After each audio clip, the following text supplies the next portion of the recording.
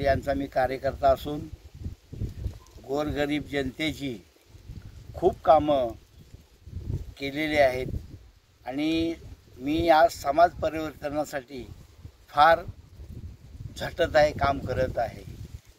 1973 साली मी 13 वर्षाचा असताना मी पॅन्थरमध्ये गेलो आणि पॅन्थरचा सभासद झालो।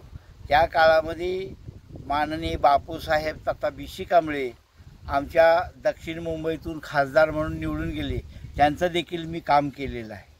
अनेक अडचणीसाठी गोरगरीब जनतेच्या हितासाठी मी सतत अहोरात्र काम करत असून आज मी माझं गाव मुक्काम पोस्ट पाडळी, तालुका कडेगाव, जिल्हा सांगली हे माझं गाव असून आता मी सध्या माझ्या सासरवाडीमध्ये म्हणजेच मुक्काम पोस्ट आंदोरी, तालुका खंडाळा, जिल्हा सातारा या ठिकाणी आहे।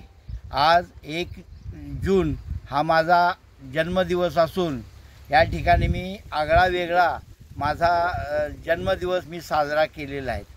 अनेक वृक्षारोपण करून मी हा माझा वाढदिवस साजरा केलेला आहे।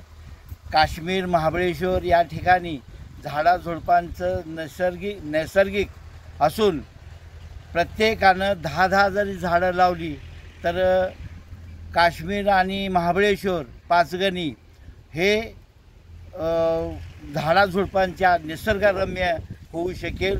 त्यासाठी महाराष्ट्रामध्ये सर्व जनतेने झाडं 5-5, 10-10 जरी लावली तर आपला संपूर्ण महाराष्ट्र निसर्गमय होईल असं मला वाटतं। मी माझ्या परिवारासहित या ठिकाणी माझे मिसेस आहेत, माझा मेहुणे आहेत, त्यांची मिसेस आहे, नंतर माझी मेहुणी आहे, माझ्या सासूबाई आहेत। मी आज या ठिकाणी वृक्षारोपण करून आज मी आगळा वेगळा वाढदिवस माझा मी साजरा केलेला आहे।